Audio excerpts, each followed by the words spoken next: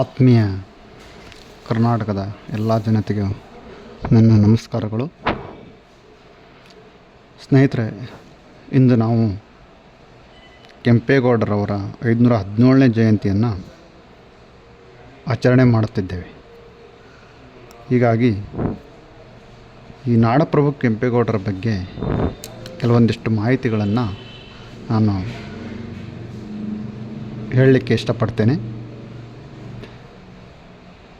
ಕೆಂಪೇಗೌಡರು ಮುಖ್ಯವಾಗಿ ಬೆಂಗಳೂರನ್ನು ನಿರ್ಮಾಣ ಮಾಡಿದಂಥ ಪ್ರಮುಖ ರಾಜರು. ಬೆಂಗಳೂರು ನಿರ್ಮಾಣ ಮಾಡಿದರಲ್ಲಿ ಅವರದು ಚಾರಿತ್ರಿಕ ಮಹತ್ವ ಇದೆ. ಅವರ ಮಹತ್ವ ಕೇವಲ ನಗರ ನಿರ್ಮಾಣ, ಆಡಳಿತಕ್ಕೆ ಮಾತ್ರ ಸೀಮಿತವಾಗಿರಲಿಲ್ಲ.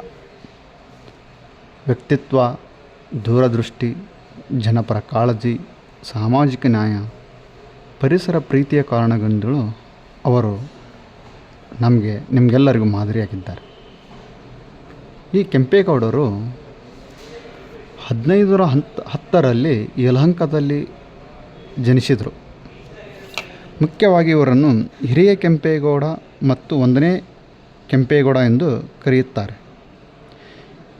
ಇವರು ವಿಜಯನಗರ ಸಾಮ್ರಾಜ್ಯದ ಸಾಮಂತ ರಾಜ್ಯವಾಗಿದ್ದ ಯಲಹಂಕ ನಾಡಿನ ಪಾಳೆಗಾರರಾಗಿದ್ದರು. 1531ರಲ್ಲಿ ಇವರು ಆಡಳಿತ ವಹಿಸಿಕೊಂಡರು. ಆವಾಗ ರಾಜ್ಯ ತುಂಬ ಕಳ್ಳರ ಕಾಟ, ಪಾಳು ಬಿದ್ದ ಭೂಮಿ, ನೀರಾವರಿ ವ್ಯವಸ್ಥೆ ಇರಲಿಲ್ಲ, ಬಡತನ, ಅತಿ ಬಡತನದಿಂದ ಕೂಡಿದಂಥ ಹಳ್ಳಿಗಳಿಂದ ತುಂಬಿತ್ತು. ಈ ಸಮಸ್ಯೆಗಳು ಎಲ್ಲವನ್ನು ಬಗೆಹರಿಸಿದ ಅವರು ಅಧಿಕಾರವನ್ನು ಜನಸೇವೆಯ ಸಾಧನವಾಗಿ ಉಪಯೋಗಿಸಿಕೊಂಡರು.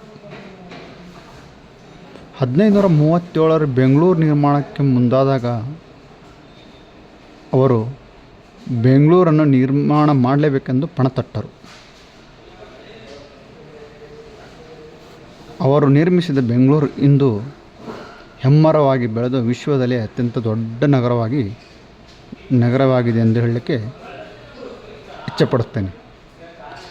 ಅವರ ಆಡಳಿತದ ಮೂಲ ಮಂತ್ರ ನ್ಯಾಯ ಮತ್ತು ಸಮಾನತೆ. ಅಂದರೆ ಎಲ್ಲರಿಗೂ ಸಮಾನವಾದ ನ್ಯಾಯದಲ್ಲಿ ಸಮಾನತೆ ಸಿಗಬೇಕೆನ್ನುವುದಂಥ ಒಂದು ಉದ್ದೇಶವಾಗಿತ್ತು.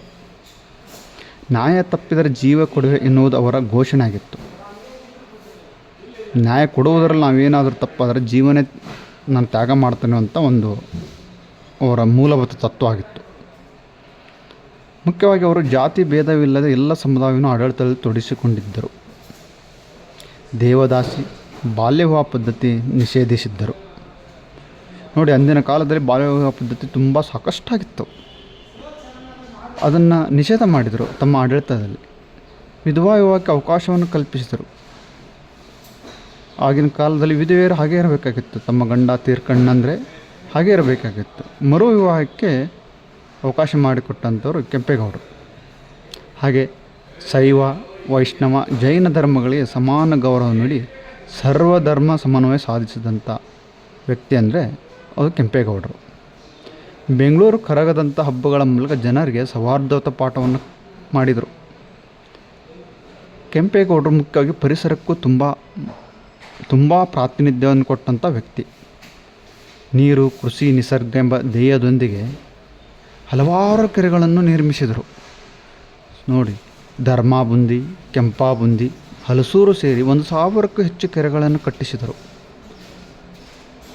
ಕೆರೆ ಕಾಲುವೆ ಜಾಲದಿಂದ ಬರಗಾಲದಲ್ಲೂ ನೀರಿನ ತೊಂದರೆ ಆಗದಂತೆ ನೋಡಿಕೊಂಡರು. ಇಂತಹ ಈ ಕೆಂಪೇಗೌಡರು ಆರ್ಥಿಕತೆಯಲ್ಲಿ ಅಷ್ಟೇ ಪ್ರಬಲವಾದಂಥ ಒಂದು ವ್ಯಕ್ತಿತ್ವವನ್ನು ಹೊಂದಿದ್ದರು. ಚಿಕ್ಕಪೇಟೆ, ದೊಡ್ಡಪೇಟೆ, ಅರಳೆಪೇಟೆ, ರಾಗಿಪೇಟೆ, ಬಳೆಪೇಟೆ, ನರಗತಿಪೇಟೆ ಅಂತ ಹಲವಾರು ಸ್ಥಳಾವಕಾಶವನ್ನು ಕಲ್ಪಿಸಿದರು. ಮುಖ್ಯವಾಗಿ ರೈತರಿಗೆ ಕಡಿಮೆ ತೆರಿಗೆ, ಕಷ್ಟ ಕಾಲದಲ್ಲಿ ವಿನಾಯಿತಿ ನೀಡಿ ಭೂಮಿ ಇಲ್ಲದವರು ಭೂಮಿ ಹಂಚಿದರು. ಹಲವಾರು ಜನರಿಗೆ ಭೂಮಿ ಇರಲಿಲ್ಲ. ಅವಾಗ ಕೆಂಪೇಗೌಡರು ಭೂಮಿ ಇಲ್ಲದವರು ಭೂಮಿಯನ್ನು ಹಂಚಿದರು. ಮುಖ್ಯವಾಗಿ ವ್ಯಾಪಾರಿಗಳ ಸುರಕ್ಷಿತ ಮಾರ್ಗ ಕಲ್ಪಿಸಿ ಬೆಂಗಳೂರನ್ನು ದಕ್ಷಿಣ ಭಾರತದ ವ್ಯಾಪಾರ ಕೇಂದ್ರ ಮಾಡಿದರು. ಅಂಥ ಮಹಾನ್ ವ್ಯಕ್ತಿ ಕೆಂಪೇಗೌಡರು. ಜ್ಞಾನಕ್ಕೆ ಅವರು ಕೊಟ್ಟ ಬೆಲೆ ದೊಡ್ಡದು. ಅನ್ನಕ್ಕಿಂತ ಅಕ್ಷರ ಮುಖ್ಯ ಎಂದು ಪಾಠಶಾಲೆ ಸ್ಥಾಪಿಸಿದರು. ಕನ್ನಡದಲ್ಲಿ ಆಡಳಿತ ನಡೆಸಿ ಭಾಷಾಭಿಮಾನ ಮೆರೆದರು. ಗವಿ ಗಂಗಾಧರೇಶ್ವರ ದೇವಾಲಯದಂಥ ವೈಜ್ಞಾನಿಕ ವಾಸ್ತುಶಿಲ್ಪ ನಿರ್ಮಿಸಿ ಕಲೆಗೆ ಆಶ್ರಯ ನಡೆಸಿದರು. ಹಿಂದೆ ಬೆಂಗಳೂರು ಭಾರತದ ಸಿಲಿಕಾನ್ ವ್ಯಾಲಿ ಎನಿಸಿಕೊಂಡಿದ್ದರೂ ಅದರ ಆತ್ಮ ಕೆಂಪೇಗೌಡರ ತತ್ವಗಳದ್ದು. ಅವರ ಜಯಂತಿಯಂದು ಕೆರೆ ಉಳಿಸಿ, ಹಸಿರು ಬೆಳೆಸಿ, ಸಮಾನತೆಯಿಂದ ಅದೇ ನಿಜವಾದ ನಮನ. ಕೆಂಪೇಗೌಡರು ಇಷ್ಟೆಲ್ಲ ಒಳ್ಳೆಯ ಕಾರ್ಯಗಳನ್ನು ಮಾಡಿ ಅವತ್ತು ನಮ್ಮ ಬೆಂಗಳೂರು ಅಭಿವೃದ್ಧಿ ಆಗಲಿಕ್ಕೆ ಅತ್ಯಂತ ಪ್ರಯತ್ನಪಟ್ಟಂಥ ರಾಜರಾಗಿದ್ದರು.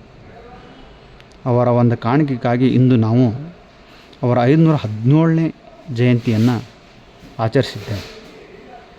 ಎಲ್ಲರಿಗೂ ಕೆಂಪೇಗೌಡ ಜಯಂತಿಯನ್ನು ಶುಭಾಶಯಗಳನ್ನು ತಿಳಿಸುತ್ತಾ ನಮಸ್ಕಾರ ಸ್ನೇಹಿತರೆ.